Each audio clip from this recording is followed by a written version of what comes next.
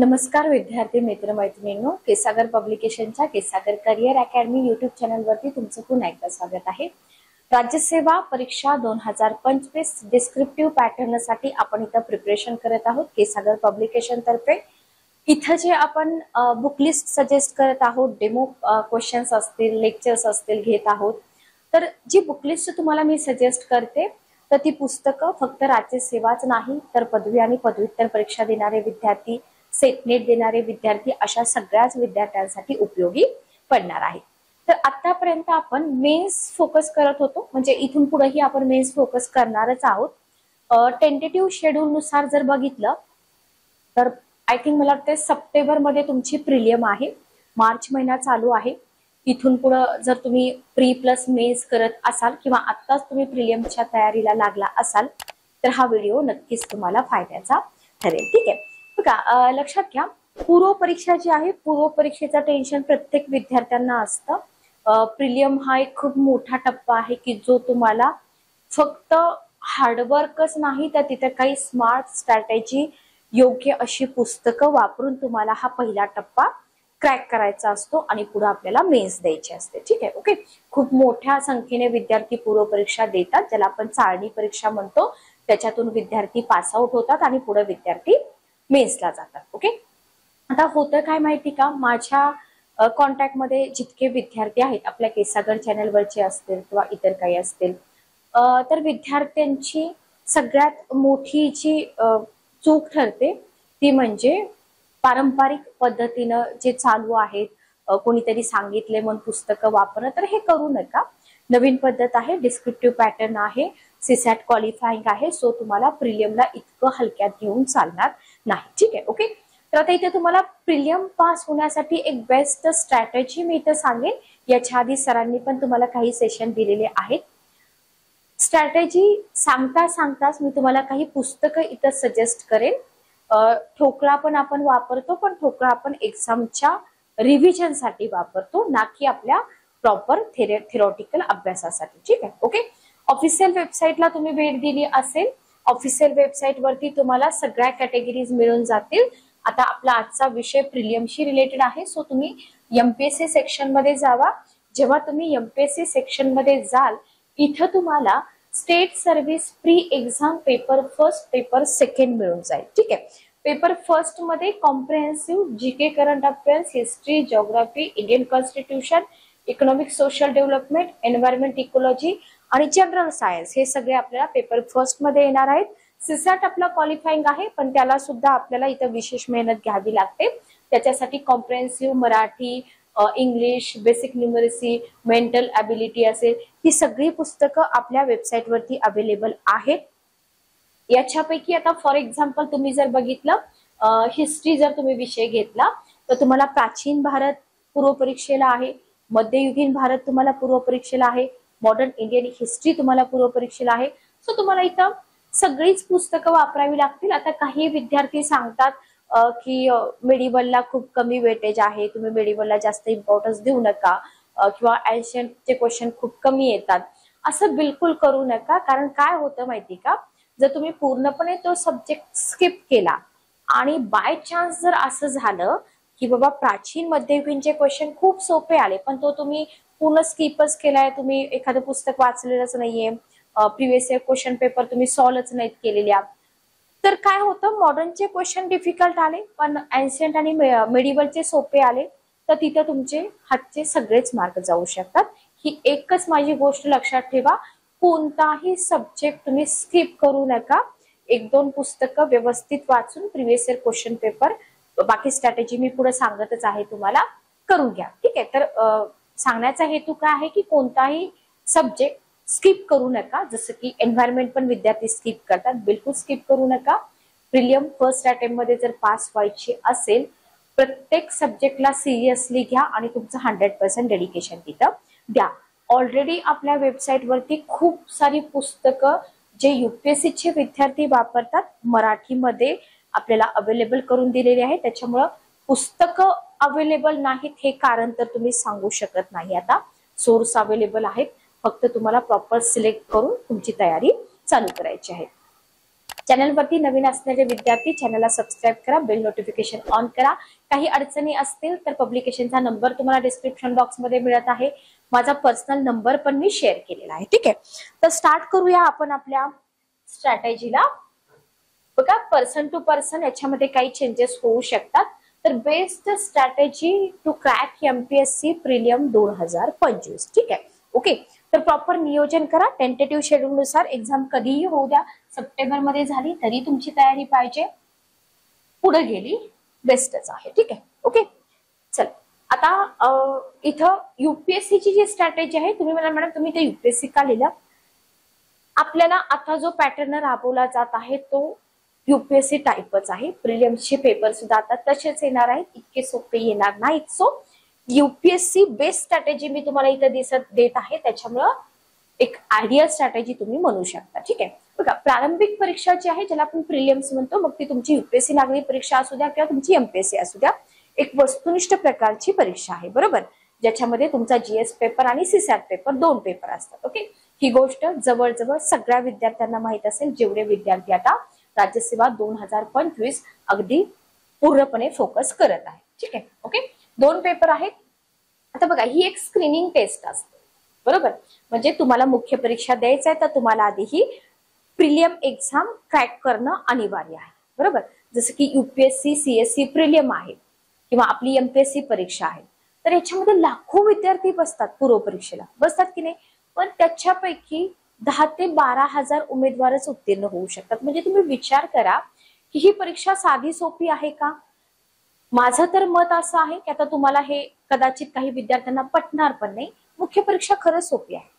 Prelim pass झालेला असतो, confidence खूप चांगला असतो, अधिकारी होण्याचं निम्म स्वप्न तर आपण थोडंसं पार केलेलं असतं, तर तिथं कॉन्फिडन्स चांगला असतो, आपण मेन्सचा अभ्यास पण चांगला करतो. पण प्रिलियम्स फेस करणं फार डिफिकल्ट आहे. इथं जर तुम्ही प्रॉपर गायडन्स नाही घेतलं, प्रॉपर पुस्तकं नाही यूज केली, तर तुमचं वर्ष वाया जाऊ शकतं. कारण का, लाखो विद्यार्थी परीक्षा देतात पण पास होणारे 10 ते 12 हजारच असतात. ठीक आहे, ओके, ही गोष्ट लक्षात ठेवा. मग इथं एक आपलं स्वप्न जे म्हणतो ना आपण, तुम्ही IAS बनणार असाल, युपीएससी देणार असाल, किंवा तुमचं डीसी असेल, डेप्युटी कलेक्टर, तहसीलदार, नायब तहसीलदार, तर इथं ह्या ज्या परीक्षा आहेत, हे जे तुमचं ड्रीम आहे सॉरी, ह्या ड्रीम मधला पहिला अडथळा जो आहे ना, तो प्रिलियम आहे. तो तुम्हाला सहजतेने पार पाडायचा, बरोबर. डिफिकल्ट आहे पण सहजतेने पार पाडायचंय. मग अशा वेळेस एक सर्वसमावेशक अशी तयारी करणं खूप महत्वाचं असतं. मी सर्वसमावेशक तयारी का म्हटलं, कारण काय होतं, काही विद्यार्थी तुम्हाला सजेस्ट करतील की फक्त पीवायक्यू कर आणि तू प्रिलियमला जा बाबा, तुझी प्रिलियम निघेल. असं आहे का? सध्या तरी असं नाहीये. किंवा XYZ एकच पुस्तक वाच आणि तू प्रिलियमला जा, अजिबात नाही. लक्षात घ्या, तुम्ही हिस्ट्री, मॉडर्न इंडियन हिस्ट्री करताय, तुम्ही वतू देशपांडे वापरा, बरोबर, तुम्ही बिपिन चंद्रांचं पुस्तक वापरा, तुम्ही अनिरुद्ध सरांचं पुस्तक वापरा, मल्टिपल पुस्तकं वापरा. बघा, पुस्तकांसाठी तुम्ही मागं पुढे बघू नका. पुस्तकांसाठी जर तुम्ही मागं पुढे बघितलं तर तुमचं 1 वर्ष वाया जाऊ शकतं. लक्षात घ्या. मग 1 वर्षाची किंमत पुस्तकांच्या तुलनेनं खूप जास्त आहे, बरोबर. त्याच्यामुळं ऍटलिस्ट प्रत्येक सब्जेक्टसाठी तुम्ही 2 किंवा 3 पुस्तकं तरी वापरली पाहिजे. ठीक आहे, जस्ट 1 मिनिट थांबा.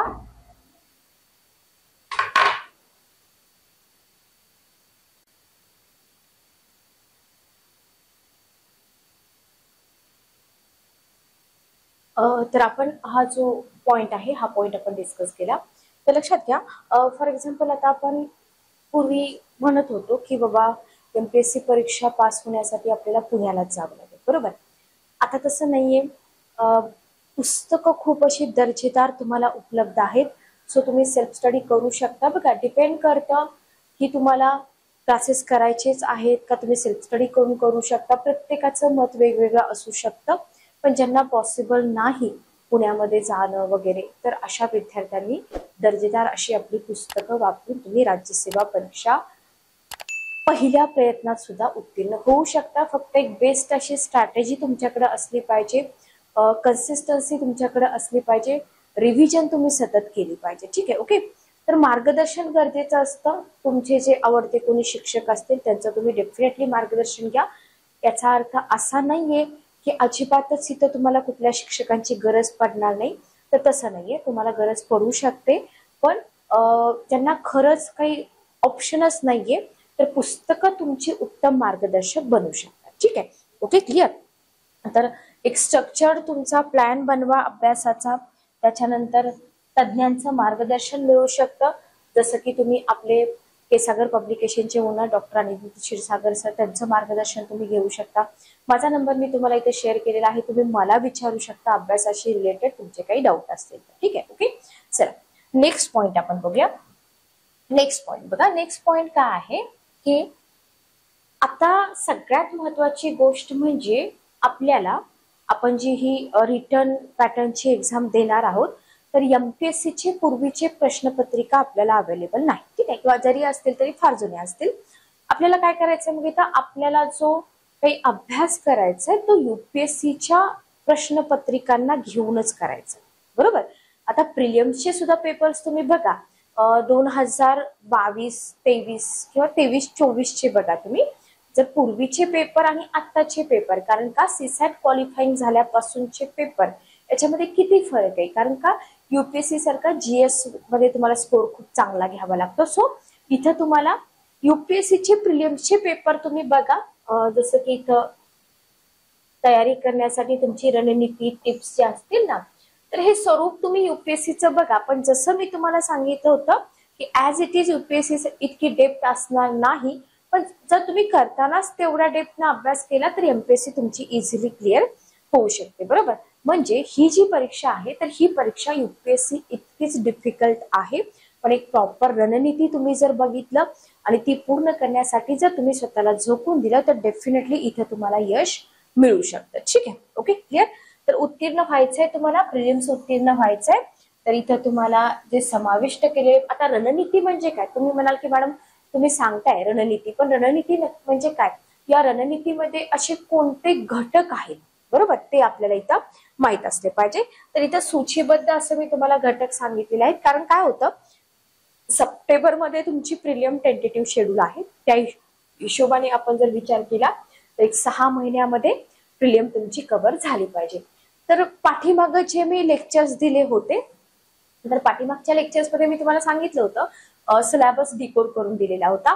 प्रत्येक तुमच्या पेपरचा, जीएस पेपर 1 म्हणजे मेन्सचा आपण दिला होता, जीएस पेपर 1, 2, 3, 4 असतील तुमचे.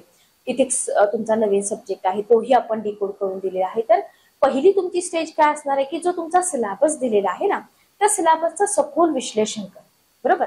म्हणजे प्रिलियमची तयारी तुम्हाला करायची, मेन्सला तर आपण करतो, पण प्रिलियम्सला सुद्धा तुम्हाला जो सिलेबस दिलेला असतो ना, तर त्या सिलेबसची तुम्हाला इथं एक सखोल विश्लेषण करायचं आहे. हे सगळ्यात मोठं पाऊल आहे, लक्षात घ्या. कारण का, प्रिलियमचा सिलेबस एका लाईन मध्ये दिलेला असतो, बरोबर. त्याचं तपशीलवार विश्लेषण करणं फार गरजेचं आहे. आता तुम्ही म्हणाल की मॅडम तपशीलवार विश्लेषण का, कारण इच अँड एव्हरी पॉइंट मधून तुम्हाला क्वेश्चन येतात, बरोबर. फॉर एक्झाम्पल तुम्ही हिस्ट्री घ्या, जॉग्राफी घ्या, तर मॉडर्न इंडियन हिस्ट्रीमध्ये बरेच पार्ट येतात, त्याच्यामध्ये प्रत्येक चॅप्टरवरती तुम्हाला एखादा क्वेश्चन येऊ शकतो. आता तुम्ही म्हणाल की मॅडम क्वेश्चनची तर संख्या कमी असते, मग तुम्ही कसं म्हणता, क्वेश्चन मर्ज करून विचारले जातात, एकाच टॉपिकवरती एक क्वेश्चन बनत नाही. आणि आपल्याला जीएस पेपरमध्ये बरेच क्वेश्चन जे असतात ना, ते 3 लाइनर किंवा 4 लाइनर असतात, बरोबर. जास्तीत जास्त 4 लाइनर, जवळजवळ 6 ते 8 फॅक्ट तुम्हाला 2 मार्कासाठी विचारले जातात. म्हणून इथं तुम्हाला सिलेबस जो आहे ना, त्या सिलेबसला तपशीलवार अभ्यासनं, त्याचं विश्लेषण करणं खूप इम्पॉर्टंट आहे. Okay, clear. मग अधिकृत अधिसूचना जी आहे, आता युपीएससीच्या हिशोबाने जर मी इथे सांगितलं, तर दोन्ही पेपर जे आहेत ना, अभ्यासक्रम तुम्हाला दिलेला असतो, एमपीएससीनं पण दिलेला आहे, तो तुम्ही बघा. एखाद्या विषयाची सर्वसमावेशक तयारी करण्यासाठी तुम्ही विशिष्ट विषय त्याच्यामध्ये काय वाचायचंय, एक्झाम्पल मी तुम्हाला देते. फॉर एक्झाम्पल इकॉनॉमिक्स आहे, बरोबर. इकॉनॉमिक्स तर तुम्ही म्हणा की मॅडम आम्ही कंबाईनला पण अभ्यास करतो, पण कंबाईनचा अर्थशास्त्र आणि जे राज्यसेवेला विचारतात ते अर्थशास्त्र, त्याच्यामध्ये फरक आहे, बरोबर. तर सर्वसमावेशक तयारी तुम्हाला करायची, तर त्या विषयाला समजून घ्या, त्या विषयाचा अभ्यासक्रम समजून घ्या, कोणत्या पॉइंटवरती फोकस केलेला आहे, कोणत्या टॉपिकवरती करंट अफेअर्सशी रिलेटेड क्वेश्चन येतात, हे तुम्ही इथं जाणून घेणं खूप जास्त महत्वाचं आहे. ठीक आहे, ओके. छोट्या छोट्या गोष्टी आहेत, पण या तुम्हाला प्रिलिम क्रॅक करण्यासाठी खूप जास्त उपयोगी पडतील. ठीक आहे, बघा. म्हणजे फायनली आपल्याला काय इथे शिकलो आपण की अभ्यासक्रमाचे तपशीलवार विश्लेषण करणं आवश्यक आहे, बरोबर. जेणेकरून त्याच्यामध्ये जे काही विषय सूचीबद्ध केलेले आहेत ना, त्यांचं तपशीलवार विभाजन समजून घेता येतं. कारण का, इंडियन पॉलिटी आहे, बरोबर. इंडियन पॉलिटीचा सिलेबस जर तुम्ही फ्रीचा बघितला तर आयोगाच्या पीडीएफ मध्ये 1, 2 ते 3 लाईन मध्ये सिलेबस दिलेला असतो. ठीक. पण जेव्हा तुम्ही पुस्तक बघाल, बरोबर, आपलं पुस्तक आहे जे मी तुम्हाला पाठीमागे बुक रिव्ह्यू दिलेला आहे, बेस्ट बुक आहे, जे प्री आणि मेन्ससाठी तुम्हाला उत्तम म्हणून साबित ठरू शकतं. ठीक आहे. तर त्याच्यामध्ये जवळजवळ 1000 पेजेसचं पुस्तक आहे, लक्षात घ्या. म्हणजे सिलेबस असा डिकोड केलेला आहे जो आयोगाने तुम्हाला 2 लाईन मध्ये दिलेला आहे, बरोबर. म्हणजे रणनीतीमधला पहिला मुद्दा काय आहे, सिलेबस डिकोड करा, तपशीलवार विश्लेषण करा, तो सिलेबस समजून घ्या, लक्षात ठेवा, वारंवार डोळ्याखालून घाला, जेणेकरून तुम्हाला करंट अफेअर्स वाचताना तिथं लिंक लागेल. ठीक आहे. Okay, clear. नेक्स्ट बघा, नेक्स्ट आपला मुद्दा आहे की मागील वर्षाचे क्वेश्चन पेपर. ठीक आहे. आता PYQ, बरेच विद्यार्थी पहिला जो मी टप्पा सांगितलेला आहे सिलेबस डिकोड करणं, सिलेबस विश्लेषण करणं, हा टप्पा पूर्णपणे स्किप करतात आणि डायरेक्ट PYQ अभ्यासाला घेतात. लक्षात घ्या, तुम्हाला एखाद्या विषयाचा सिलेबसच माहित नाहीये, बरोबर. PYQ कसे समजणार आहेत तुम्हाला, नाही समजणार. लक्षात आलं. आणि एक चूक विद्यार्थी करतात की फक्त MPSC चेच PYQ बघतात, तर असं करू नका. प्रिव्हियस इयर UPSC चे पण क्वेश्चन पेपर्स बघा, कारण आपली एक्झामच UPSCच्या धर्तीवरती डिस्क्रिप्टिव्ह बनवलेली आहे, बरोबर. तर सगळ्यात महत्वाचं जे काम आहे आपलं प्रिव्हियस इयर क्वेश्चन पेपरचं आहे, की कशा प्रकारे क्वेश्चन बनवले जातात, कशा प्रकारे टॉपिक मर्ज करून क्वेश्चन बनतो, कोणत्या पॉइंटवरती फोकस केला जातो, एरर कुठं टाकले जातात, हे सगळं समजण्यासाठी तुम्हाला काय करायचंय, प्रिव्हियस इयर क्वेश्चन पेपरचं विश्लेषण करायचंय. आपल्या पब्लिकेशनची PYQ ची पुस्तकं अवेलेबल आहेत, ते तुम्ही वापरू शकता. त्याच्यामध्ये तुम्हाला विथ एक्सप्लेनेशन सोर्स पण दिलेला आहे की कोणता क्वेश्चन कुठून विचारलेला आहे. ओके, चला नेक्स्ट बघा. तर जसं की UPSC ऑब्लिक इथे MPSC पण करा. पूर्व परीक्षेच्या PYQ चे तपशीलवार विश्लेषण तुमच्या तयारीमध्ये मदत करतं. आता जे सब्जेक्ट आहेत ज्यांना खूप जास्त इम्पॉर्टन्स आहे, ज्यांना प्राधान्य द्यायचं आहे, आता विद्यार्थ्यांच्या माहिती म्हणजे जितकं मी या फील्डमध्ये आहे, विद्यार्थ्यांना सगळ्यात जास्त भीती राहते ते म्हणजे सायन्सची, बरोबर. तसं बघितलं तर राज्यसेवेला कंबाईन पेक्षा सायन्स बऱ्यापैकी चांगलं विचारलं जातं. लक्षात घ्या, इतकं डिफिकल्ट नाही विचारलं जात. मग मेडिकल हिस्ट्री, एन्शियंट हिस्ट्री, त्याच्यानंतर तुमचं एन्व्हायरमेंटल इकोलॉजी असेल, इकॉनॉमिक्स असेल, हे थोडंफार टेन्शन विद्यार्थ्यांना राहतं. Modern Indian history, geography, current affairs हे विद्यार्थी हलक्यात घेतात, म्हणजे होऊन जातं ते विद्यार्थ्यांचं. पण जे प्राधान्य द्यायचं आहे ते तुम्ही प्राधान्य द्या. पण तुम्ही कसं ओळखू शकता की पुन्हा पुन्हा त्या विषयावरती पुन्हा पुन्हा तेच क्वेश्चन येतात, तर ते समजून घ्या तुम्ही, म्हणजे हातचे मार्क्स असतात ते आपले गेले नाही पाहिजे. ठीक आहे. ओके, तर ही एक स्टेप तुम्हाला इथे लक्षात ठेवायची. आता हे सगळं करत करत तुम्हाला तुमची प्रभावी अभ्यास योजना, आता मी हे सांगते बरोबर, तर तुम्हाला ह्याचं शेड्यूल बनवायचंय. एक प्रभावी अशी अभ्यास योजना तुम्हाला बनवायची. तुम्हाला आधी सिलेबस डिकोड करायचा आहे, विश्लेषण करायचं आहे, त्याच्यामधलं सिलेबसचं विभाजन करायचंय, PYQ तुम्हाला अभ्यासायचे, बरोबर. तर संपूर्ण अभ्यासक्रमाचा सर्व समावेशक असा एक स्मार्ट स्टडी प्लॅन तुम्हाला तिथं बनवावा लागेल. ठीक आहे. बघा, हे बोलणं खूप सोपं असतं, पण स्टडी प्लॅन बनवणं खूप डिफिकल्ट आहे. डिफिकल्ट म्हणजे डिफिकल्ट नाहीये. तुमचं जर ध्येय पक्का असेल तर तुम्ही हे बनवू शकता. फक्त ज्या स्टेपनं आपण जातोय त्याच स्टेपनं गेलं पाहिजे. डायरेक्ट PYQ ला हात लावू नका. आधी सिलेबस डिकोड करून घ्या, विषय समजून घ्या, काय काय विचारतात, काय आहे त्या पेपरमध्ये हे तुम्ही समजून घ्या. ठीक आहे. जे महत्वाचे घटक दिलेले असतात ना, तर ते घटक तुम्ही अभ्यास योजनेमध्ये समाविष्ट करून घ्या. प्रत्येक पर्सन टू पर्सन ही स्ट्रॅटेजी बदलू शकते. काही विद्यार्थी आठवड्याचं शेड्यूल बनवत असतील, काही विद्यार्थी मासिक बनवत असतील, काही जणांचं बिलकुल फ्लेक्झिबल नसेल, काही जणांचं शेड्यूल फ्लेक्झिबल असू शकतं. ठीक आहे. तर इथं तुम्ही आठवड्याचं किंवा मासिक असं नियोजन तुमचं तयार करा, ज्याच्यामध्ये तुमचे सगळे विषय असतील ते तुम्ही समाविष्ट करा. जनरली प्री प्लस मेन्स तयारी केली जाते, पण काही विद्यार्थी आधी प्रीची तयारी करतात आणि मग नंतर प्रिलियम झाल्यानंतर मेन्सच्या तयारीला लागतात, पण ते चुकीचं आहे. प्री प्लस मेन्स तुम्हाला इथं केलं पाहिजे. ठीक आहे. आता जे कव्हर झालेले तुमचे विषय आहेत ना, या विषयांच्या बाबतीत तुम्ही काय करा, फॉलोअप घ्या. ठीक आहे, की तुमची प्रगती कशी आहे ते तुम्ही बघत राहा. अभ्यासाचे जे तास आहेत ते तुम्ही विभागा. तुमचे जे वीक पॉइंट्स आहेत ना त्याच्यावरती तुम्ही अधिक फोकस करा. आपण काय करतो, फॉर एक्झाम्पल सीसॅट तुमचं वीक आहे, तुम्ही सीसॅटला वेळच देत, बरोबर. इतिहास तुमचा फार आवडत आहे, इतिहासाला तुम्ही खूप जास्त वेळ देता, तर हे चुकीचं आहे. जे वीक पॉइंट आहे ना त्याच्यावरती तुम्ही कमकुवत क्षेत्र म्हणतो ना त्याच्यावरती तुम्ही खूप जास्त वर्क करा. ओके. आणि जे स्टॅटिक सब्जेक्ट आपण म्हणतो, स्टॅटिक सब्जेक्ट आणि करंट अफेअर्स याच्यामध्ये जो वेटेज आहे ना, बारकावे आहेत ना, ते तुम्ही समजून घ्या.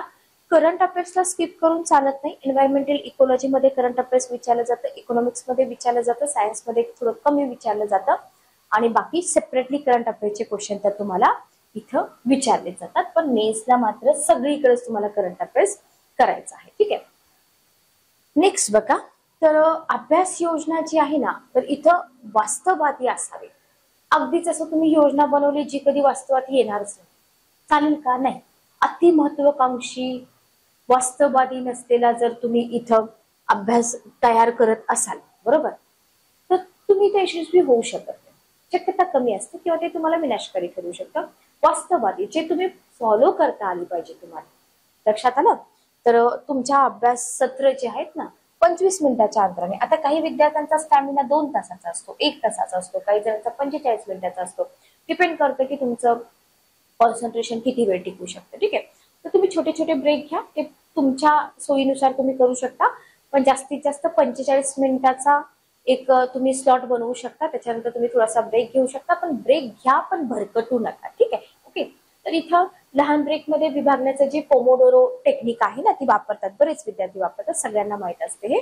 तर इथं काय होतं, तर तुमचं जे बर्नआउट आहे ना ते टाळण्यास मदत होते, आणि तुमचं कॉन्सन्ट्रेशन आहे ना ते इथं टिकून राहतं. ठीक आहे. Okay, clear. पुढे जाऊया आपण. नेक्स्ट बघा, आता पूर्वी कसं होतं, वस्तुनिष्ठ प्रश्न होते. म्हणजे पूर्वी असं नाही की बाबा कॉन्सेप्च्युअल क्लिअरिटीला महत्व नव्हतं, होतं, पण आता खूप जास्त आहे. म्हणजे संकल्पनात्मक स्पष्टता जी आहे ना तर ती खूप महत्वाची आहे. त्याच्यासाठी तुम्हाला काय करावं लागेल, खूप चांगली पुस्तकं वापरावी लागतील. तुम्हाला शॉर्ट नोट्स तर वापरून चालणार नाही, बरोबर. मग इथं युपीएससी जशी संकल्पनात्मक आकलनाची चाचणी घेते ना तसं एमपीएससी पण घेते आता.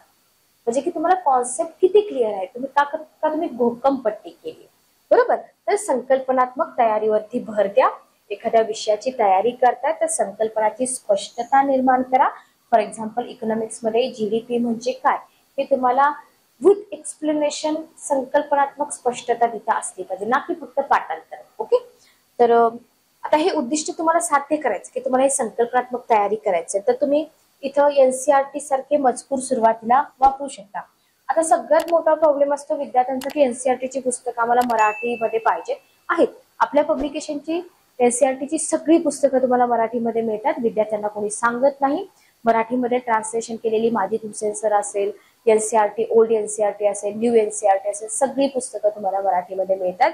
तर तुमची संकल्पनात्मक तयारीची सुरुवात तुम्ही एनसीआरटीने करू शकता. स्टेट बोर्ड पण ठीक आहे, पण राज्यसेवेसाठी एनसीआरटी मस्ट आहे. ठीक आहे. Okay, clear. म्हणजे तुमचा गोंधळ नाही होणार, विषय तुमचा तिथं म्हणजे स्पष्टता येईल, आणि तुम्ही ग्रुप डिस्कशन पण करू शकता, पण ग्रुप डिस्कशनच पाहिजे, तिथं वादविवाद नको. ठीक आहे. ओके.